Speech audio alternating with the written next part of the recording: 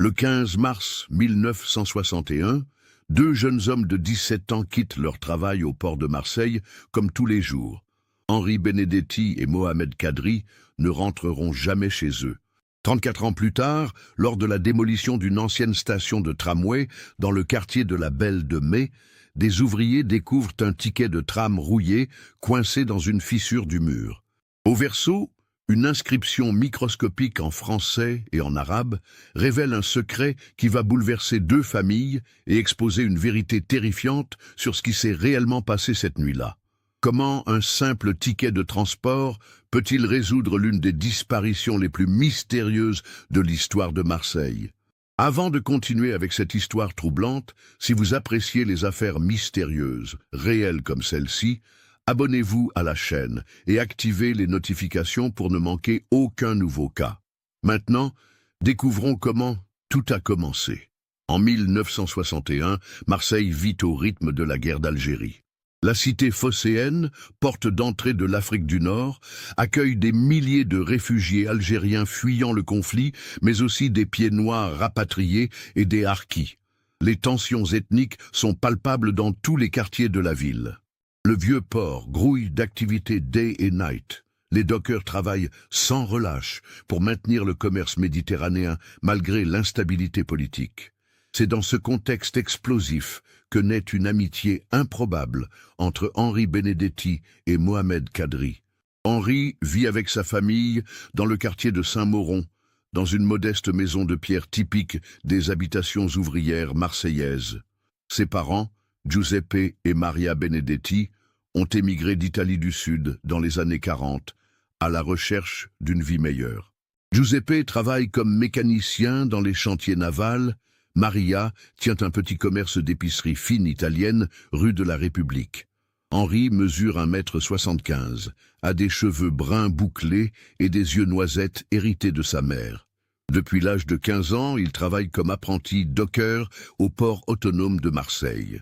Son caractère jovial et sa générosité naturelle lui valent l'affection de ses collègues.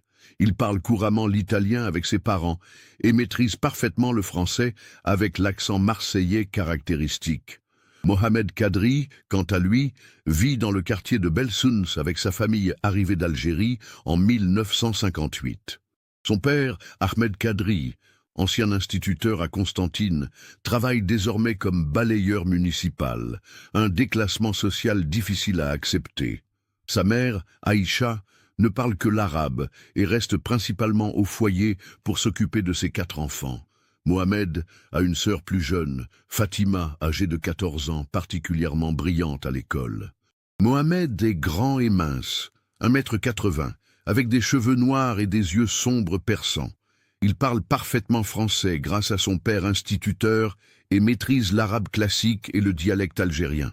Contrairement à beaucoup de jeunes de son âge, il sait lire et écrire dans les 2 langues, une compétence rare à l'époque pour un ouvrier.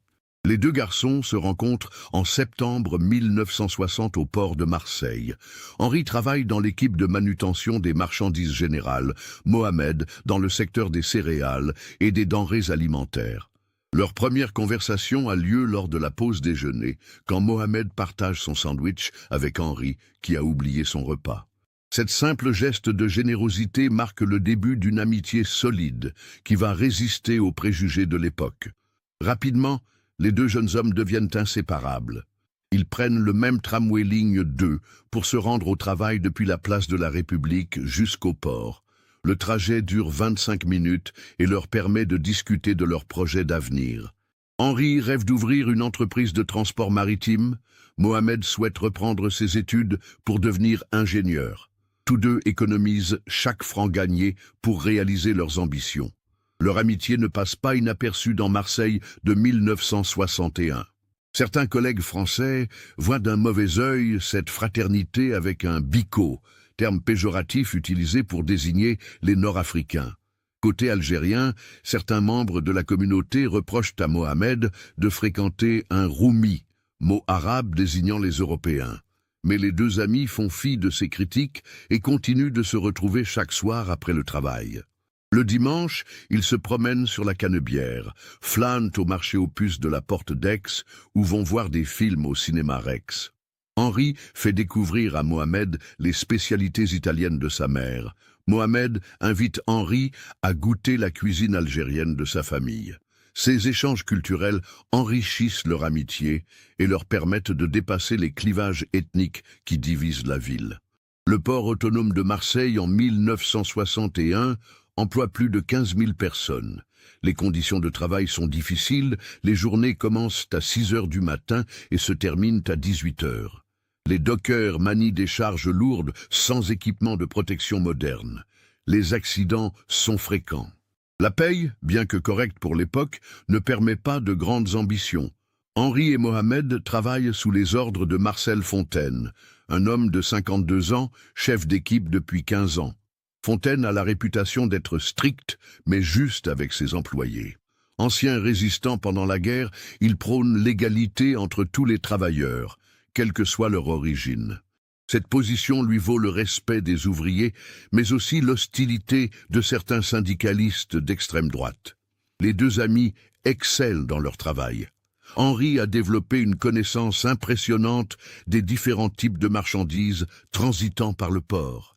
Il sait reconnaître la provenance des textiles, identifier la qualité des métaux, estimer la valeur des produits manufacturés. Mohamed, grâce à sa maîtrise de l'arabe, sert souvent d'interprète avec les équipages des navires nord-africains. Il comprend également les documents commerciaux rédigés en arabe, une compétence précieuse pour les services douaniers.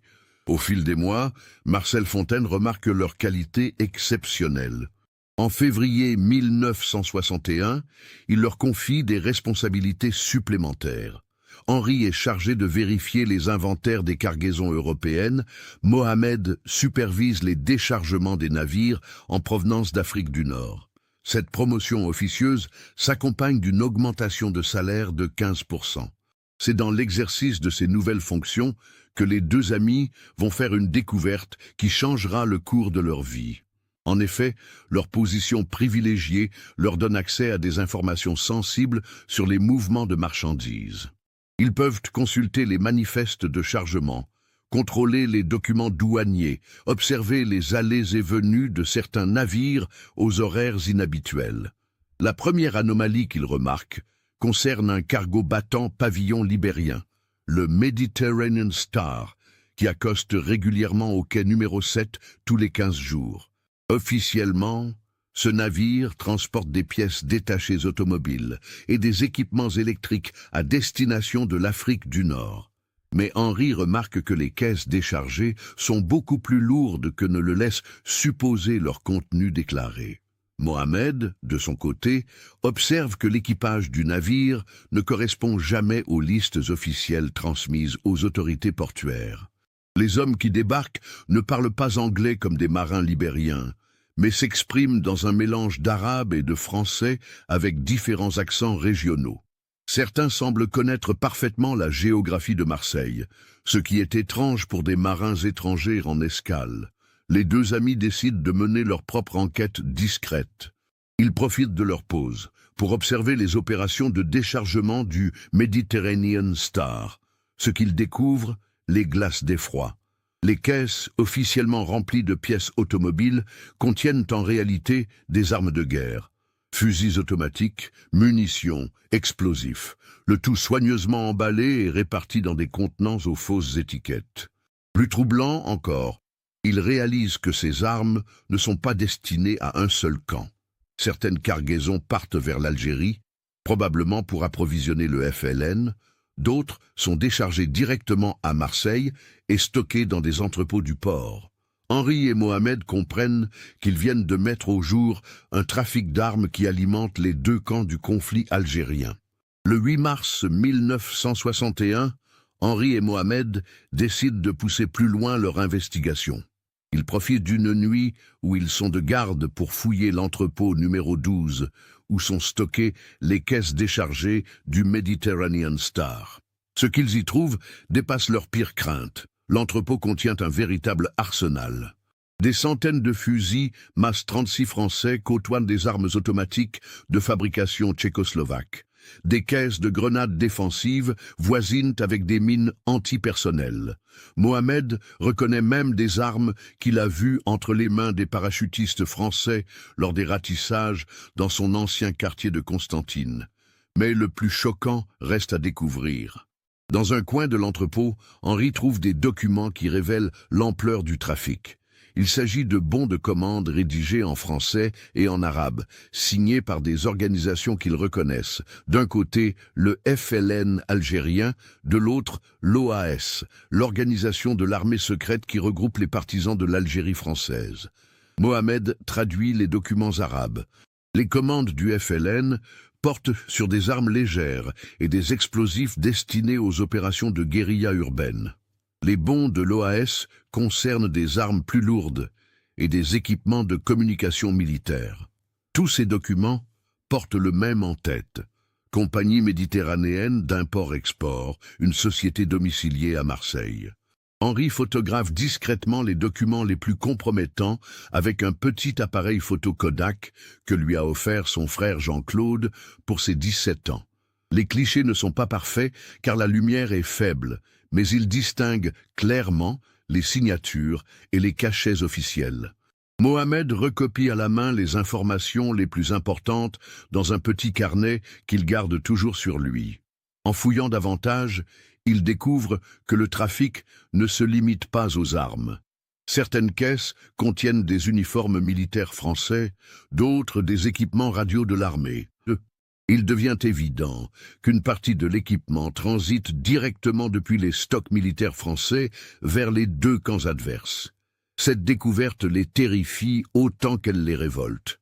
Henri pense aux soldats français qui meurent en Algérie, parfois tués par des armes issues de leurs propres arsenaux. Mohamed songe aux civils algériens pris entre deux feux, victimes d'une guerre alimentée par des trafiquants sans scrupules.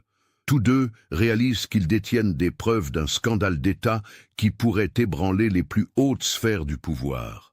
En sortant de l'entrepôt, ils croisent Marcel Fontaine qui effectue sa ronde nocturne. Leur chef d'équipe semble surpris de les voir là, mais ne pose pas de questions. Il se contente de leur rappeler qu'ils doivent terminer leur garde et rentrer chez eux avant l'aube. Henri et Mohamed acquiescent et partent rapidement, sans remarquer l'expression inquiète qui traverse le visage de Fontaine. Le lendemain matin, les deux amis se retrouvent comme d'habitude à l'arrêt de tramway de la place de la République. Ils ont peu dormi, hantés par leur découverte. Mohamed a passé la nuit à réfléchir aux implications de ce qu'ils ont vu. Henri a caché les photographies dans sa chambre, derrière un cadre contenant une photo de famille. Pendant le trajet vers le port, ils discutent de la marche à suivre. Mohamed propose de contacter un journaliste du Provençal, le quotidien local. Henri préfère s'adresser directement à la police, mais ils se heurtent au même problème. Comment prouver leurs accusations sans révéler qu'ils ont fouillé illégalement l'entrepôt? La journée de travail se déroule normalement, mais ils remarquent que Marcel Fontaine les observe plus attentivement que d'habitude. Plusieurs fois, il vient vérifier leur travail sans raison apparente. Vers 16 heures, il les convoque dans son bureau pour un entretien qui les met mal à l'aise. Fontaine leur explique qu'il a remarqué leur comportement étrange ces derniers jours. Il leur demande s'ils ont des problèmes personnels ou professionnels. Henri et Mohamed nient, mais leur nervosité est palpable. Fontaine les observe longuement avant de les laisser repartir en leur recommandant de rester concentrés sur leur travail et d'éviter de s'intéresser à des affaires qui ne les concernent pas. Cette mise en garde confirme leurs soupçons. Marcel Fontaine sait quelque chose. Peut-être est-il complice du trafic, peut-être cherche-t-il, au contraire, à les protéger. Dans le doute, Henri et Mohamed décident d'accélérer leur démarche. Ils conviennent de se retrouver le soir même pour rédiger une lettre anonyme à destination de la préfecture de police. Le 13 mars 1961, Henri et Mohamed mettent leur plan à exécution. Après le travail, ils se rendent chez Henri dans le quartier de Saint-Mauron. La famille Benedetti dîne dans la cuisine, ils peuvent s'isoler dans la chambre du jeune homme sans être dérangés. Mohamed rédige la lettre en français, sa calligraphie est plus soignée que celle d'Henri. Ils décrivent précisément ce qu'ils ont vu dans l'entrepôt numéro 12, citent les dates de passage du Mediterranean Star, mentionnent la compagnie méditerranéenne d'import-export. Pour crédibiliser leur témoignage, ils joignent des photocopies des documents photographiés par Henri.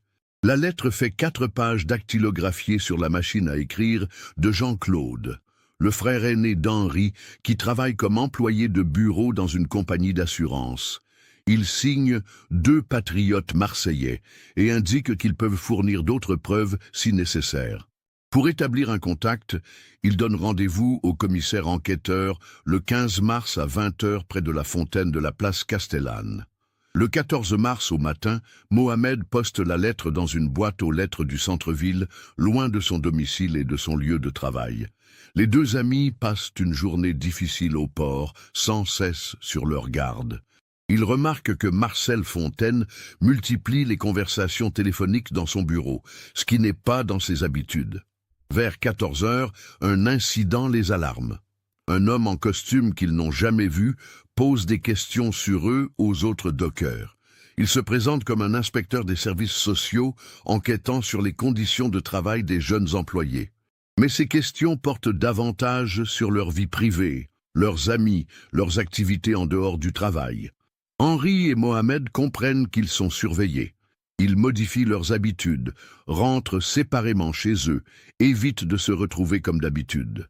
Mohamed avertit sa sœur Fatima qu'il pourrait avoir des problèmes et lui confie une enveloppe scellée à remettre à la police si quelque chose lui arrive.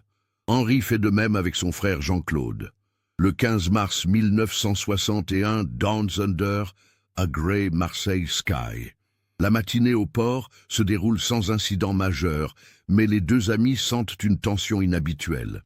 Plusieurs fois, ils croisent des hommes qu'ils ne connaissent pas et qui semblent les observer. Marcel Fontaine reste enfermé dans son bureau et évite tout contact avec eux. À l'heure du déjeuner, Henri et Mohamed se retrouvent discrètement dans un café de la rue de la République. Ils conviennent des modalités de leur rendez-vous du soir avec le représentant de la police.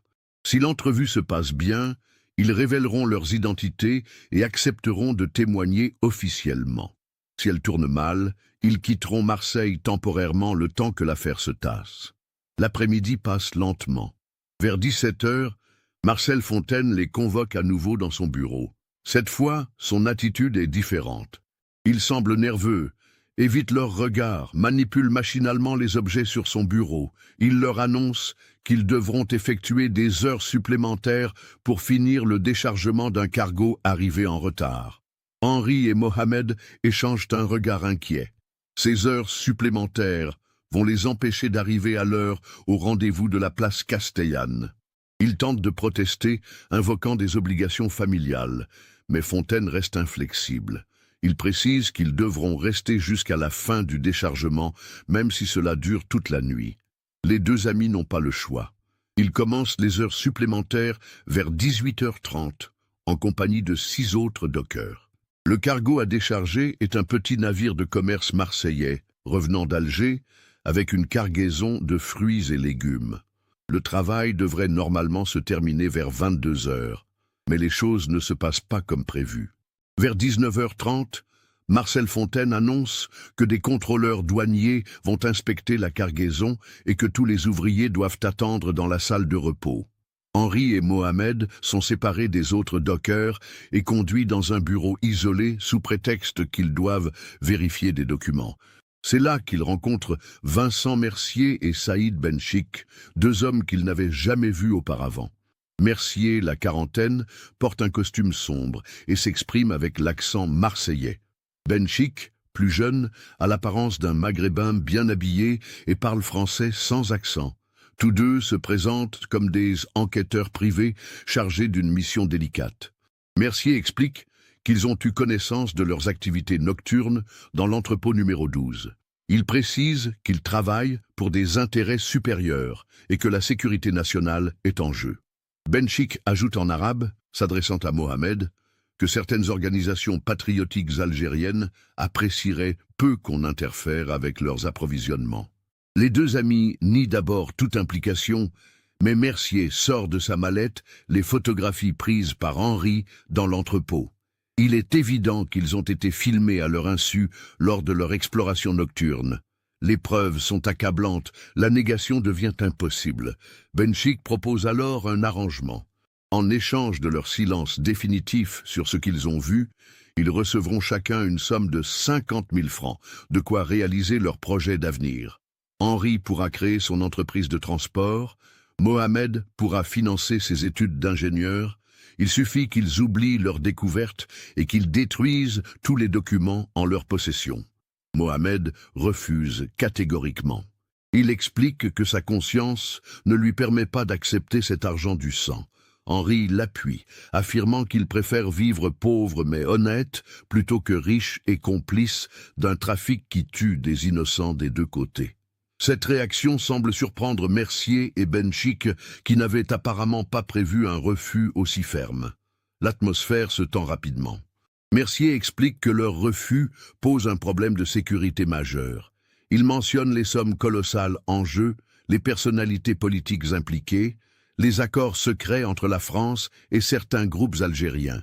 Benchik précise que d'autres personnes avant eux ont fait le mauvais choix et que cela ne s'est pas bien terminé pour elles. Henri demande s'il les menace. Mercier répond qu'il s'agit simplement d'une mise en garde amicale.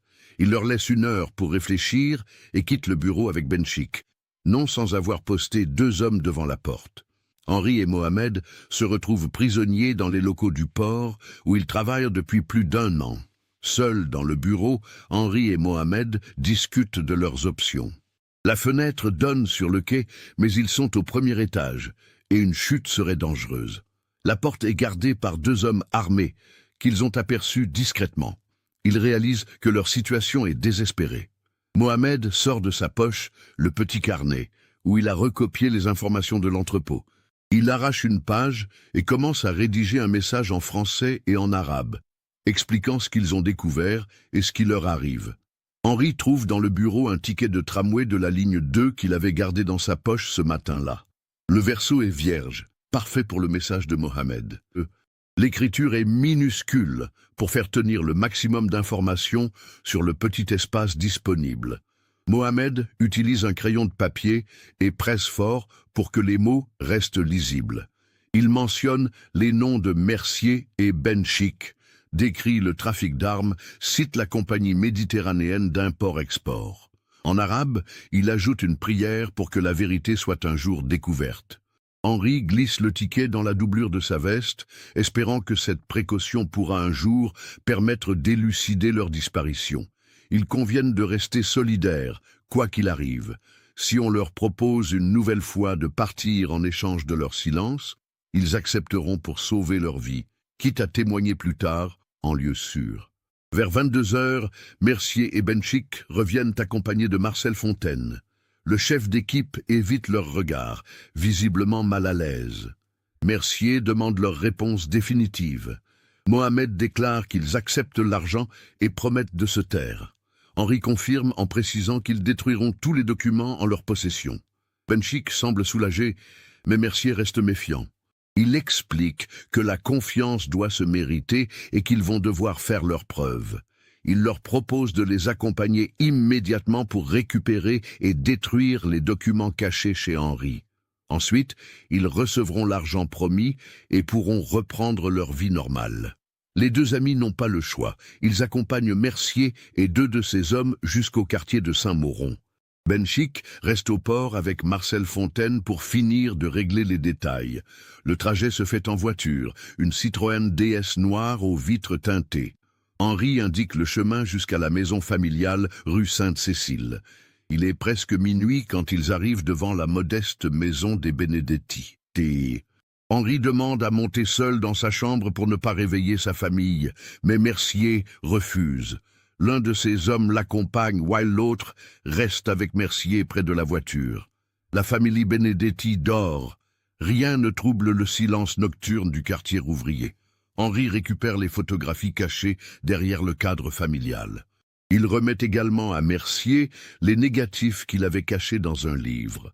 L'homme de main vérifie minutieusement la chambre pour s'assurer qu'aucun document n'a été oublié. Ils redescendent discrètement et repartent vers le port. Le retour se fait par un itinéraire différent, plus long, qui passe par les quartiers nord de Marseille. Mohamed trouve cela étrange, mais n'ose pas poser de questions. La tension dans la voiture est palpable. Mercier reste silencieux, ses hommes semblent nerveux. Henri et Mohamed échangent des regards inquiets. Arrivés au port, ils ne se dirigent pas vers les bureaux administratifs, mais vers les entrepôts les plus isolés, près des bassins de Radoub. Benchik les attend avec 3 autres hommes. L'endroit est désert, éclairé seulement par quelques lampadaires dispersés. Mohamed demande où est passé Marcel Fontaine. Benchik répond qu'il a été dispensé pour la suite des opérations. Mercier explique alors que la phase de vérification n'est pas terminée. Il faut maintenant détruire les documents originaux trouvés dans l'entrepôt pour que plus aucune preuve ne subsiste. Henri et Mohamed doivent les accompagner pour identifier précisément les papiers compromettants. Cette exigence les alarme, car ils n'ont jamais dit avoir pris des documents originaux. Benchik ajoute qu'ils vont également modifier la disposition des caisses d'armes pour rendre toute future découverte impossible. Le trafic va continuer, mais de manière plus discrète. Il précise cyniquement que cette réorganisation est rendue nécessaire par leur curiosité malheureuse des dernières semaines. Les 2 amis comprennent qu'ils ne sortiront pas vivants de cette nuit. Les prétextes se multiplient, les exigences s'accumulent, les hommes de Mercier et Benchik deviennent de plus en plus menaçants. Il devient évident que leurs témoignages représentent un danger permanent pour l'organisation criminelle, quels que soient leurs engagements. Vers 1h du matin, le groupe se dirige vers l'entrepôt numéro 12. Henri et Mohamed marchent encadrés par les 6 hommes armés. Le silence nocturne du port n'est troublé que par le clapotis des vagues contre les quais et le bruit lointain des sirènes de navires au large. Arrivé devant l'entrepôt, Mercier sort un trousseau de clés et ouvre la porte métallique. L'intérieur est plongé dans l'obscurité. Seules les lampes de poche des hommes percent les ténèbres. L'arsenal est toujours là, soigneusement rangé et répertorié. Henri et Mohamed réalisent l'ampleur définitive du trafic qu'ils ont découvert. Benchik ordonne à Mohamed de traduire à voix haute les documents arabes, while Henri doit expliquer le contenu des papiers français. Cette demande confirme leurs craintes. Il s'agit d'identifier tous les éléments compromettants pour les faire disparaître, y compris les témoins gênants. C'est à ce moment qu'Henri tente un geste désespéré. Profitant d'un instant d'inattention, il pousse violemment l'homme le plus proche et crie à Mohamed de fuir. Son ami réagit immédiatement et se précipite vers la sortie. Dans la confusion, ils parviennent à sortir de l'entrepôt et courent vers les quais principaux en espérant alerter les gardiens de nuit. Mais leur fuite est de courte durée. Les hommes de Mercier les rattrapent près du bassin numéro 3. Mohamed trébuche sur une corde d'amarrage et tombe lourdement sur le quai. Henri revient l'aider au lieu de continuer sa course, geste de fidélité qui scelle leur destin commun. Mercier arrive essoufflé, furieux de cette tentative d'évasion. Il comprend que les 2 jeunes hommes ne céderont jamais et représentent un danger permanent pour l'organisation. Benchik confirme cette analyse en arabe, pensant que Henri ne comprend pas, mais celui-ci saisit suffisamment de mots pour réaliser que leur sort est scellé. Les derniers mots échangés entre Henri et Mohamed sont murmurés en français et en arabe mélangé, langue secrète qu'ils ont développée au fil de leur amitié. Mohamed glisse discrètement le ticket de tramway avec son message dans une fissure du quai, espérant qu'il sera découvert un jour. Henri lui serre la main une dernière fois, murmurant qu'ils ont fait le bon choix. Ce qui se passe ensuite reste dans l'obscurité de cette nuit marseillaise. Les 2 amis disparaissent sans laisser de traces, emportant avec eux le secret du trafic d'armes qui ensanglante l'Algérie et la France. Leurs corps ne seront jamais retrouvés, dissimulés quelque part dans les eaux sombres de la Méditerranée ou dans les fondations bétonnées des nouveaux aménagements portuaires. Le 16 mars 1961 au matin, l'absence d'Henri et Mohamed au travail alerte immédiatement Marcel Fontaine. Le chef d'équipe contacte leur famille, mais personne n'a de nouvelles des 2 jeunes hommes depuis la veille au soir.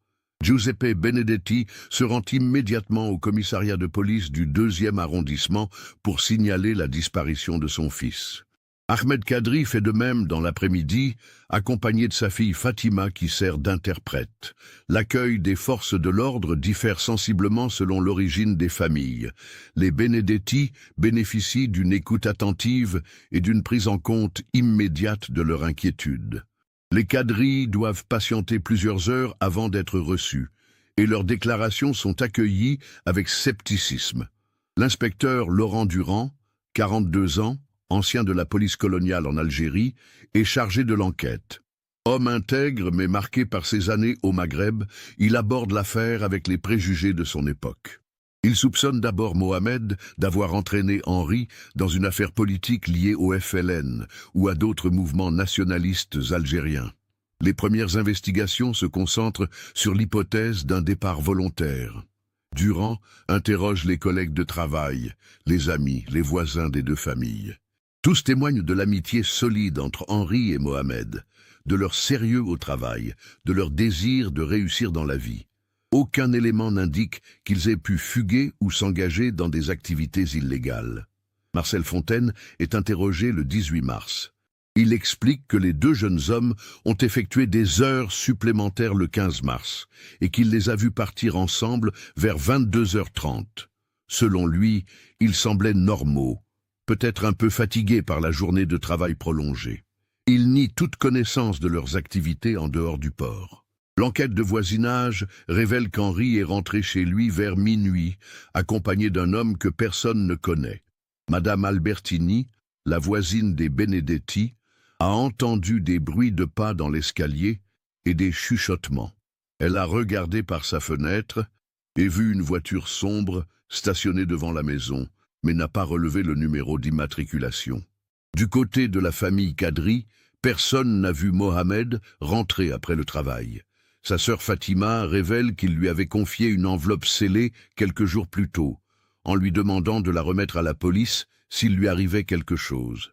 L'enveloppe contient une lettre manuscrite de Mohamed, expliquant qu'il a découvert des activités suspectes au port et qu'il craint pour sa sécurité.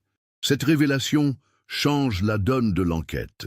L'inspecteur Durand comprend que la disparition n'est pas liée à des activités politiques algériennes, mais à une affaire de corruption ou de trafic au port de Marseille. Il commence à s'intéresser de plus près aux activités professionnelles des deux disparus et aux personnes qui les supervisaient.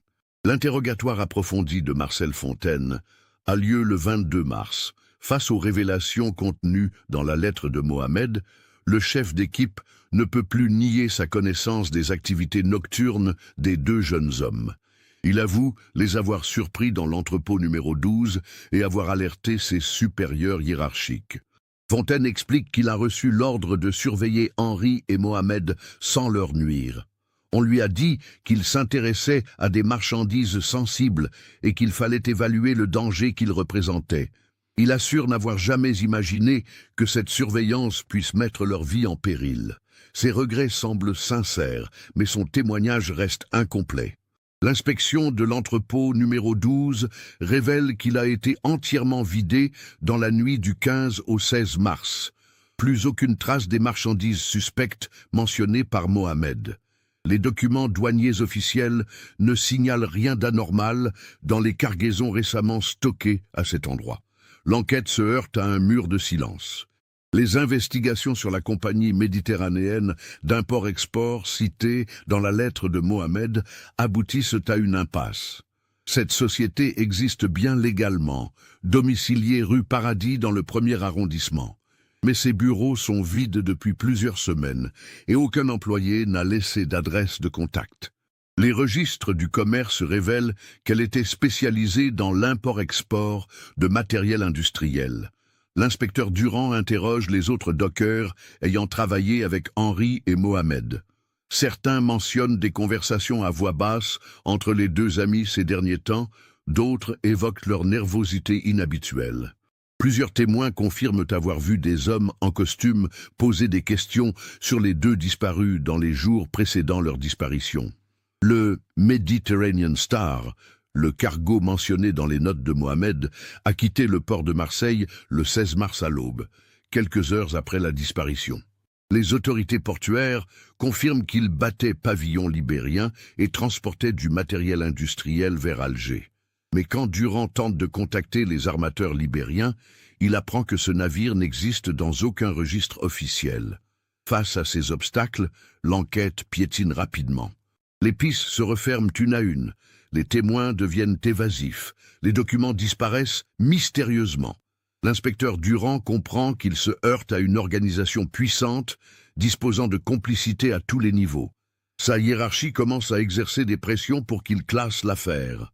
Le 15 avril 1961, exactement un mois après la disparition, le commissaire divisionnaire convoque Durand pour faire le point sur l'enquête. Il lui explique que les tensions liées à la guerre d'Algérie ne permettent pas de mobiliser indéfiniment des moyens sur une affaire de disparition sans cadavre ni preuve formelle d'homicide. Durand proteste, affirmant que tous les éléments indiquent que Henri Benedetti et Mohamed Kadri ont été victimes d'un règlement de compte lié à un trafic d'armes, mais ses supérieurs restent inflexibles. L'affaire est officiellement classée sans suite le 30 avril 1961, faute d'éléments nouveaux permettant de poursuivre les investigations. Les familles Benedetti et Kadri ne se résignent jamais à cette conclusion administrative. Giuseppe et Maria continuent pendant des années à espérer le retour de leur fils.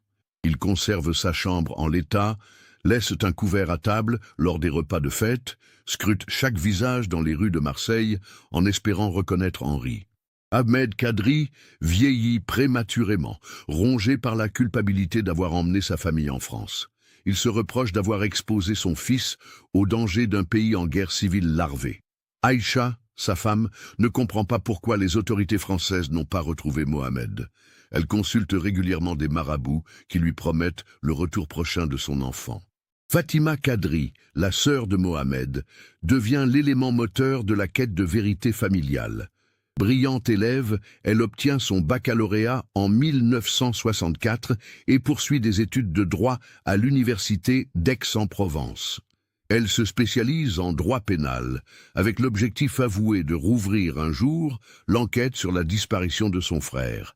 Jean-Claude Benedetti, le frère d'Henri, abandonne ses études pour reprendre l'épicerie familiale when his father Giuseppe develops cardiovascular problems en 1965. Il se marie en 1968 avec Sylvie Moreau, une institutrice rencontrée à l'école de la République. Leur premier fils, né en 1970, reçoit le prénom d'Henri en mémoire de l'oncle disparu. L'inspecteur Laurent Durand demande sa mutation vers les Bouches-du-Rhône rurales en 1963. Il ne supporte plus de croiser les familles des disparus dans les rues de Marseille. Avant son départ, il confie discrètement à Fatima Kadri une copie de son dossier d'enquête en violation du règlement de la police nationale. Ce geste lui coûtera un blâme administratif, mais permettra de préserver la mémoire de l'affaire. Marcel Fontaine quitte le port de Marseille en septembre 1961. Il prétexte des problèmes de santé pour demander sa mise en pré-retraite anticipée. Ses anciens collègues racontent qu'il est devenu taciturne et évite soigneusement d'évoquer la disparition d'Henri et Mohamed. Il s'installe dans un petit village du Var-Wer. Il finit ses jours en 1980 sans avoir jamais révélé ce qu'il savait vraiment. La guerre d'Algérie se termine en 1962 avec les accords d'Évian, mais la disparition des deux amis reste sans écho dans les archives officielles. Les dossiers concernant les activités des services secrets pendant le conflit sont classifiés pour 50 ans. Beaucoup d'affaires similaires restent dans l'ombre, victimes collatérales d'une guerre qui ne dit pas son nom. Dans les années 70, Fatima Kadri, devenue avocate, tente à plusieurs reprises de relancer l'enquête. Elle constitue des dossiers détaillés, sollicite des personnalités politiques, saisit les instances judiciaires compétentes. Mais ces démarches se heurtent toujours au même obstacle, l'absence de nouveaux éléments matériels permettant de rouvrir officiellement l'affaire. En 1975, elle épouse Michel Dubourg, un journaliste du Provençal, rencontré lors de ses démarches. Ensemble, ils mènent une enquête journalistique approfondie sur les trafics d'armes pendant la guerre d'Algérie. Leur travail révèle l'ampleur des réseaux clandestins qui ont approvisionné tous les camps mais n'apportent pas de preuves directes concernant Henri et Mohamed. La famille Benedetti traverse des épreuves supplémentaires. Giuseppe meurt d'un infarctus en 1976, officiellement terrassé par une crise cardiaque, but family members know que le chagrin de la disparition d'Henri a contribué à sa mort prématurée. Maria sombre dans une dépression profonde et doit être hospitalisée à plusieurs reprises dans les années suivantes. Jean-Claude reprend l'entreprise familiale, mais la transforme progressivement. L'épicerie italienne devient un petit supermarché moderne adapté aux nouvelles habitudes de consommation marseillaises. Le commerce prospère, permettant d'améliorer les conditions de vie de la famille, mais le fantôme d'Henri plane toujours sur toutes les décisions importantes. En 1980, Ahmed Kadri fait un accident vasculaire cérébral qui le laisse partiellement paralysé. Aïcha le soigne avec dévouement, mais vieillit elle aussi rapidement. Fatima assume de plus en plus la charge de ses parents, tout en continuant ses recherches sur la disparition de Mohamed. Elle n'a jamais eu d'enfant, consacrant toute son énergie à la quête de vérité. Les années 80 voient l'émergence de nouvelles technologies qui auraient pu aider l'enquête. L'informatisation des fichiers de police, les techniques d'identification scientifique, les moyens de communication modernes offrent des possibilités inédites. Mais 30 ans après les faits, les témoins ont disparu et les preuves se sont volatilisées. En 1985, le 25e anniversaire de la disparition donne lieu à une cérémonie discrète au cimetière Saint-Pierre de Marseille. Les familles Benedetti et Kadri font ériger une stèle commune à la mémoire d'Henri et Mohamed, morts pour avoir voulu dire la vérité. Cette initiative symbolique marque une forme de résignation après un quart de siècle de combat. Michel Dubourg publie en 1988 un livre intitulé « Les disparus de Marseille » qui consacre un chapitre entier à l'affaire Henri Mohamed. L'ouvrage rencontre un certain succès régional et sensibilise l'opinion publique locale, to forgotten cases.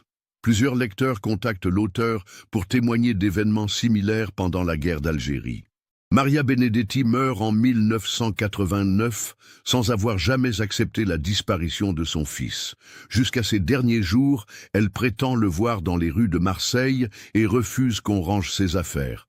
Jean-Claude hérite de la maison familiale, mais ne peut se résoudre à modifier la chambre d'Henri, conservée comme un sanctuaire depuis 28 ans. Ahmed Kadri décède en 1992. Emportant avec lui les derniers souvenirs directs de son fils. Aïcha, devenue très fragile, s'installe chez Fatima, qui continue inlassablement ses recherches. L'avocate a constitué au fil des années un véritable archive privée sur l'affaire, collectant témoignages, documents, hypothèses, sans jamais perdre espoir. En 1994, l'ouverture partielle des archives officielles concernant la guerre d'Algérie permet à Fatima d'accéder à de nouveaux documents. Elle découvre l'existence de réseaux franco-algériens de trafic d'armes beaucoup plus étendus qu'elle ne l'imaginait. Certains noms cités dans les rapports déclassifiés correspondent à des personnes mentionnées dans l'enquête de 1961. Ces révélations tardives confirment que Henri et Mohamed avaient effectivement découvert un trafic d'envergure internationale. Mais 33 ans après leur disparition, tous les protagonistes directs sont morts ou introuvables. Fatima réalise que la vérité judiciaire ne sera probablement jamais établie, même si la vérité historique commence à émerger. C'est dans ce contexte de résignation progressive que va survenir, en 1995, la découverte qui va bouleverser les deux familles et révéler enfin ce qui s'est réellement passé cette nuit du 15 mars 1961. Le 12 juin 1995, les services municipaux de Marseille entreprennent la démolition de l'ancienne station de tramway de la Belle de Mai. Cette infrastructure, construite en 1928, doit céder la place à un nouveau complexe commercial dans le cadre du réaménagement urbain de la zone nord de la ville. L'équipe de démolition dirigée par Alain Bertrand, entrepreneur en bâtiment marseillais, Commencent les travaux de déblaiement des quais et des abris voyageurs. La structure en béton armé résiste aux premiers coups de bulldozer, nécessitant l'intervention d'outils plus puissants pour fracturer les fondations anciennes. Vers 15 heures, Jean-Marc Castellano, ouvrier de l'entreprise Bertrand, remarque un objet coincé dans une fissure du mur principal de la station. En cherchant à l'extraire avec une barre à mine, il découvre qu'il s'agit d'un vieux ticket de tramway de la ligne 2, jauni par le temps et partiellement rouillé par l'humidité. L'objet aurait pu être jeté avec les gravats, mais Castellano, collectionneur amateur de souvenirs marseillais, décide de le conserver. En l'examinant de plus près, il remarque des traces d'écriture au verso du ticket. Les caractères sont minuscules et partiellement effacés, mais suffisamment lisibles pour distinguer des mots en français et dans une autre langue qu'il ne reconnaît pas. Intrigué, Castellano montre sa trouvaille à son chef d'équipe qui lui conseille de la porter à la mairie du 2e arrondissement. Le ticket pourrait intéresser les services d'archives municipales qui collectent les témoignages du patrimoine tramway marseillais d'avant-guerre. Le lendemain matin, Castellano se présente à l'accueil de la mairie avec son ticket. L'employé municipal Sylvie Moreau-Benedetti, qui a épousé Jean-Claude Benedetti en 1968, examine l'objet avec attention. Le nom Benedetti, figurant sur le ticket, attire immédiatement son attention, évoquant une douloureuse histoire familiale. Sylvie reconnaît immédiatement l'écriture de son beau-frère disparu Henri, qu'elle a vu sur des lettres et des cartes postales conservées par la famille. Plus troublante encore, le ticket porte la date du 15 mars 1961, jour exact de la disparition d'Henri et Mohamed. Elle comprend qu'elle tient entre ses mains un possible testament de son beau-frère. Sans en informer immédiatement les services municipaux, Sylvie contacte son mari Jean-Claude pour lui faire part de sa découverte. Celui-ci se rend immédiatement à la mairie, accompagné de sa mère Maria, qui, malgré ses 86 ans, conserve une mémoire parfaite concernant son fils disparu. L'examen du ticket confirme leurs intuitions. L'écriture est bien celle d'Henri. Les mots français sont de sa main, mais le texte en caractères arabes reste indéchiffrable pour la famille Benedetti. Jean-Claude prend contact avec Fatima Kadri pour solliciter son aide dans la traduction de cette partie du message. Fatima arrive à la mairie en fin d'après-midi, accompagnée de sa mère Aïcha, maintenant âgée de 89 ans. La vieille femme algérienne reconnaît immédiatement l'écriture arabe de son fils Mohamed, ces caractères minutieux qu'il traçait enfant quand son père lui enseignait les rudiments de la langue coranique. La traduction du message révèle un contenu bouleversant. Mohamed a écrit en arabe. « Si vous trouvez ceci, sachez que Henri Benedetti et Mohamed Kadri sont morts pour avoir découvert un trafic d'armes au port. Mercier et Benchik nous ont tués pour protéger leur commerce avec le FLN et l'OAS. Puisse Allah punir ceux qui font du profit sur le sang innocent. » La partie française, rédigée par Henri, complète le témoignage. Nous avons trouvé des armes dans l'entrepôt 12 du port. La compagnie méditerranéenne vend aux deux camps. Marcel Fontaine savait. Mercier et Benchik nous ont emmenés cette nuit. Nous allons mourir, mais nous espérons que quelqu'un trouvera cette preuve. Henri et Mohamed, amis pour toujours. Cette découverte constitue le premier élément matériel direct concernant la disparition des deux amis. Le ticket, authentifié par les écritures caractéristiques des deux jeunes hommes, apporte enfin la preuve de leur assassinat et révèle l'identité de leur meurtrier présumé. Jean-Claude Benedetti contacte immédiatement l'avocat de la famille, maître Guillaume Rossi, spécialisé en droit pénal. Fatima Kadri, en sa qualité d'avocate, prend également l'initiative de saisir le procureur de la République de Marseille pour demander la réouverture de l'enquête sur la base de ces nouveaux éléments. Le dossier arrive sur le bureau du juge d'instruction Patrick Lombard, le 20 juin 1995. Magistrat rigoureux, Lombard est spécialisé dans les affaires de criminalité organisée et les dossiers historiques liés aux conflits coloniaux. Il décide immédiatement d'ouvrir une information judiciaire pour homicide volontaire.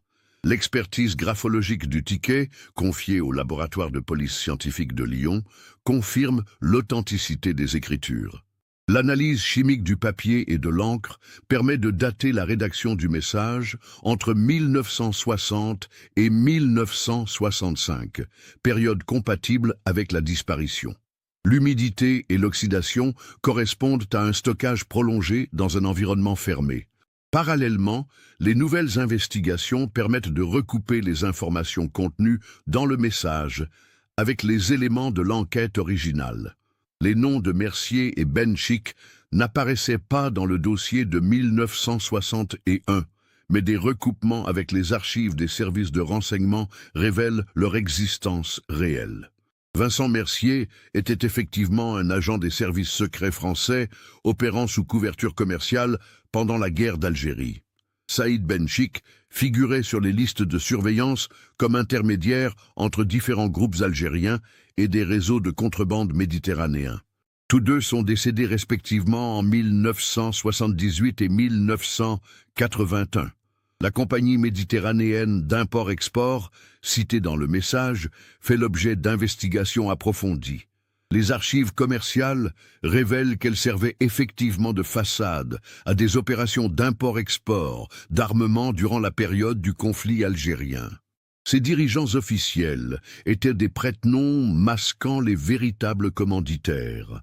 L'enquête révèle également que Marcel Fontaine avait effectivement été contacté par les services secrets pour surveiller les activités de certains dockers soupçonnés de sympathie avec les mouvements nationalistes algériens. Son rôle d'informateur explique sa connaissance des activités nocturnes d'Henri et Mohamed et sa nervosité lors des interrogatoires de 1961. Ces révélations, 34 ans après les faits, apportent enfin des réponses aux familles tout en confirmant l'héroïsme des deux jeunes hommes. Henri Benedetti et Mohamed Kadri sont morts pour avoir refusé de fermer les yeux sur un trafic d'armes qui alimentait la violence des deux côtés du conflit algérien. L'enquête judiciaire de 1995, dirigée par le juge Lombard, révèle progressivement l'ampleur du réseau criminel découvert par Henri et Mohamed en 1961. Les archives déclassifiées des services secrets, confrontées aux témoignages tardifs et aux documents commerciaux retrouvés, permettent de reconstituer le fonctionnement de cette organisation. La compagnie méditerranéenne d'import-export était au centre d'un système complexe impliquant des agents français, des intermédiaires algériens, des armateurs complaisants et des complicités à tous les niveaux de l'administration portuaire. L'objectif n'était pas politique mais purement financier, maximiser les profits en vendant des armes aux deux camps du conflit. Vincent Mercier dirigeait la branche française du réseau. Ancien officier des services secrets, il avait été officiellement licencié en 1959 pour activités incompatibles avec l'éthique militaire. En réalité, il continuait d'opérer sous couverture commerciale en bénéficiant de protection dans les hautes sphères de l'État français. Saïd Benchik coordonnait les livraisons vers l'Algérie. Ancien harki rallié au FLN par opportunisme, il disposait de contacts dans les deux camps et exploitait cyniquement les divisions algériennes pour multiplier les commandes d'armement. Sa parfaite connaissance des réseaux nord-africains en faisait un intermédiaire indispensable. Le Mediterranean Star, le navire observé par Henri et Mohamed, était effectivement un cargo fantôme appartenant à une société écran basée au Libéria. Il effectuait des rotations régulières entre Marseille, Alger, Oran et parfois Gibraltar pour diversifier les sources d'approvisionnement et les destinations finales des armes. Les armes provenaient de sources multiples. Surplus militaire français détourné des arsenaux officiels, matériel tchécoslovaque acquis par l'intermédiaire de réseaux communistes internationaux, armement de fabrication artisanale produit dans des ateliers clandestins de la région marseillaise. Cette diversité permettait de satisfaire les besoins spécifiques des différents groupes clients. Côté français, les principaux acheteurs étaient les commandos de l'OAS qui préparaient leur résistance armée aux accords d'Évian. Ces groupes d'anciens militaires et de pieds noirs radicalisés disposaient de moyens financiers importants et recherchaient des armes lourdes pour leurs opérations de sabotage en Algérie et en métropole. Côté algérien, les clients incluaient différentes factions du FLN en concurrence pour le contrôle du mouvement nationaliste, mais aussi des groupes tribaux et des bandes criminelles qui profitaient du chaos pour développer leurs propres activités illégales. La guerre civile algérienne était alimentée autant par les livraisons du réseau Mercier-Benchik que par l'aide officielle des pays arabes. Marcel Fontaine occupait une position cruciale dans ce dispositif. En tant que chef d'équipe au port, il contrôlait l'accès aux entrepôts et pouvait modifier les documents de douane pour camoufler la nature réelle des cargaisons. Sa réputation d'ancien résistant lui valait la confiance de ses supérieurs hiérarchiques et écartait les soupçons. Le système fonctionnait grâce à un savant mélange de corruption, de chantage et de complicité idéologique. Certains fonctionnaires français fermaient les yeux sur les livraisons destinées à l'OAS par solidarité avec les pieds noirs. D'autres laissaient passer les armes du FLN contre des pots de vin substantiels ou par sympathie anticolonialiste. Les bénéfices du trafic étaient considérables.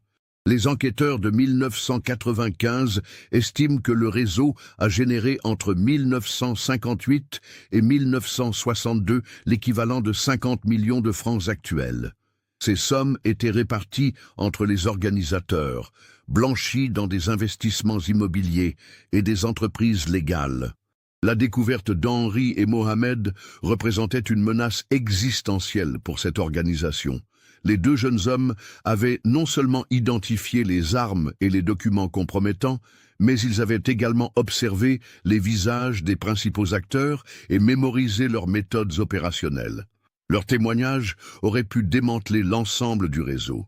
La décision de les éliminer fut prise rapidement, probablement dans la soirée du 15 mars 1961, après leur refus d'accepter la corruption. Mercier et Benchik ne pouvaient prendre le risque de voir deux témoins directs révéler leurs activités aux autorités judiciaires ou aux médias. L'enquête de 1995 révèle également pourquoi l'investigation originale avait échoué. Des pressions politiques s'étaient exercées à tous les niveaux pour étouffer l'affaire. Le gouvernement français craignait qu'un scandale de trafic d'armes ne compromette les négociations en cours avec le FLN et ne révèle les pratiques troubles des services secrets pendant le conflit. Plusieurs hauts fonctionnaires marseillais avaient reçu des consignes officieuses pour limiter la portée de l'enquête. L'inspecteur Durand, malgré sa bonne volonté, s'était heurté à des obstacles administratifs insurmontables. Sa demande de mutation en 1963 correspondait à sa frustration face à ces blocages institutionnels. Le juge Lombard découvre également que d'autres disparitions similaires avaient eu lieu pendant la même période sans faire l'objet d'investigations approfondies. Au moins 6 personnes ayant eu connaissance de trafic d'armes dans les ports méditerranéens avaient disparu mystérieusement entre 1959 et 1963. Ces révélations tardives permettent de comprendre pourquoi Henri et Mohamed n'avaient aucune chance de survivre à leur découverte. Ils s'étaient attaqués innocemment à un système criminel disposant de protection politique et de moyens d'élimination physique. Leur courage et leur intégrité les avaient conduits directement à la mort. L'enquête judiciaire de 1995 ne peut aboutir à des condamnations pénales, car tous les responsables directs du meurtre sont décédés. Vincent Mercier est mort d'un cancer en 1978. Saïd Benchik a été assassiné à Alger en 1981, lors des purges qui ont suivi l'indépendance algérienne. Marcel Fontaine, décédé en 1980, avait légué une lettre de confession à son notaire avec instruction de ne l'ouvrir qu'en cas d'enquête judiciaire sur la disparition d'Henri et Mohamed. Cette lettre, remise au juge Lombard en septembre 1995, confirme tous les éléments révélés par le ticket de tramway. Fontaine explique dans sa confession qu'il avait été recruté comme informateur par les services secrets en 1959 sous la menace de révélations sur ses activités résistantes pendant la guerre. Il devait surveiller les activités politiques des dockers d'origine nord-africaine et signaler tout comportement suspect. Quand Henri et Mohamed avaient découvert le trafic d'armes, Fontaine avait alerté ses supérieurs hiérarchiques en pensant que cela se limiterait à une surveillance renforcée. Il n'avait jamais imaginé que sa dénonciation conduirait à l'assassinat des deux jeunes hommes. Cette culpabilité l'avait rongé pendant 20 ans jusqu'à sa mort. La confession de Fontaine révèle également les derniers moments d'Henri et Mohamed. Après leur tentative de fuite avortée, ils avaient été conduits sur un chalutier ancré dans les calanques de Cassis. Leur corps avait été lesté et immergé par grande profondeur au large de Marseille. Aucune recherche sous-marine n'avait donc de chance de les retrouver. Le juge Lombard clôt officiellement l'information judiciaire le 15 mars 1996, exactement 35 ans après la disparition. Les deux familles obtiennent enfin la reconnaissance officielle de l'assassinat de leurs enfants et la réhabilitation de leur mémoire. Un non-lieu est prononcé pour cause de décès des responsables. Cette conclusion judiciaire permet aux familles Benedetti et Kadri de faire leur deuil après 35 années d'incertitude. Jean-Claude peut enfin transformer la chambre d'Henri en bureau, Maria ayant disparu sans voir cette résolution. Fatima abandonne ses recherches obsessionnelles et se consacre à perpétuer la mémoire de son frère. Le 25 mai 1996, une cérémonie officielle a lieu au port autonome de Marseille en présence du maire Jean-Claude Gaudin et des représentants de la communauté algérienne. Une plaque commémorative est inaugurée près de l'emplacement de l'ancien entrepôt numéro 12, désormais transformé en terminal de croisière. L'inscription, rédigée en français et en arabe, rend hommage à Henri Benedetti et Mohamed Kadri, ouvriers marseillais morts pour avoir défendu la vérité et refusé que leur amitié soit salie par les intérêts de la guerre. Cette reconnaissance publique efface symboliquement 35 années de silence et d'oubli. L'affaire Henri Mohamed devient un symbole de réconciliation entre les communautés marseillaises. Leur amitié, qui avait résisté aux tensions ethniques de 1961, inspire de nombreuses initiatives de dialogue interculturel dans les quartiers populaires de la ville. En 1997, Fatima Kadri publie un livre intitulé « Le ticket de la vérité » qui raconte l'histoire complète de la disparition et de la découverte. L'ouvrage rencontre un grand succès et sensibilise l'opinion publique aux zones d'ombre de la guerre d'Algérie. Plusieurs adaptations télévisuelles et radiophoniques suivront. Le lycée professionnel de la Belle de Mai, construit à l'emplacement de l'ancienne station de tramway, reçoit en 1998 le nom de lycée Henri Benedetti Mohamed Kadri. Cette dénomination perpétue la mémoire des deux amis et sensibilise les jeunes générations à l'importance de l'amitié au-delà des différences culturelles. Jean-Claude Benedetti et Fatima Kadri maintiennent des relations étroites jusqu'à leur décès respectifs. Ils se retrouvent chaque 15 mars pour fleurir la stèle du cimetière Saint-Pierre et partager leurs souvenirs des deux amis. Cette fidélité familiale prolonge symboliquement l'amitié brisée par la violence. L'enquête historique menée parallèlement à l'investigation judiciaire révèle que le réseau Mercier-Benchik était l'un des nombreux systèmes de trafic d'armes qui ont alimenté les conflits de décolonisation. Des réseaux similaires ont opéré en Indochine, au Cameroun, à Madagascar, toujours avec les mêmes méthodes et la même cynisme. Ces révélations contribuent à une réévaluation historique de la guerre d'Algérie.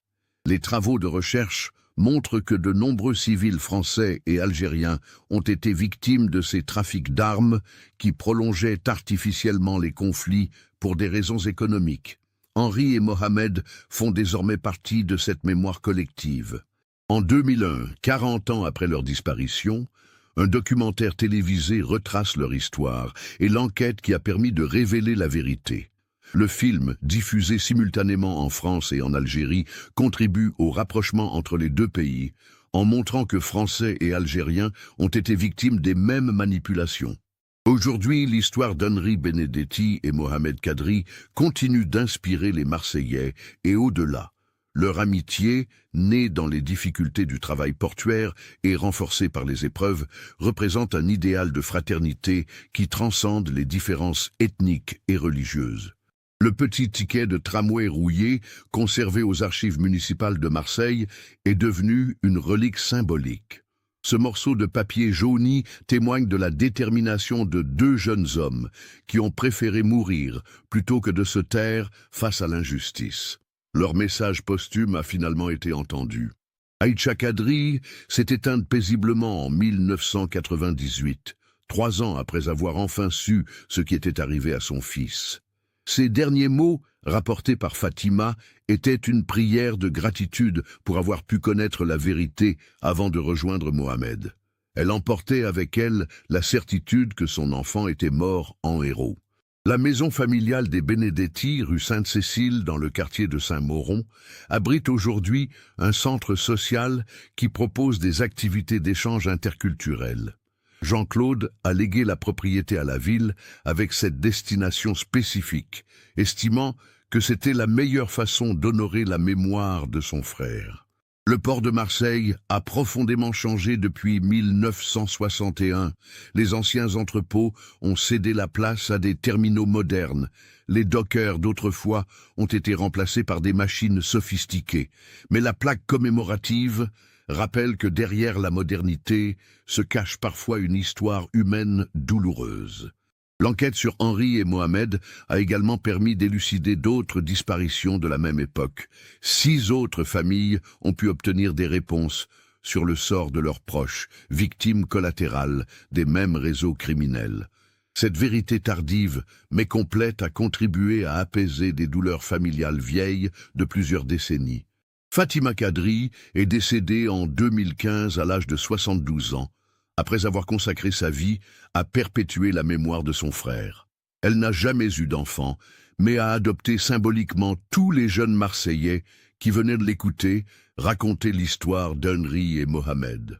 Son legs aux archives nationales comprend tous les documents rassemblés pendant ses recherches. L'affaire continue d'alimenter les travaux des historiens spécialisés dans la guerre d'Algérie. Elle illustre parfaitement comment des intérêts privés ont pu manipuler un conflit national pour en tirer des profits illégaux. Cette dimension économique de la guerre, longtemps occultée, fait désormais partie de l'enseignement officiel.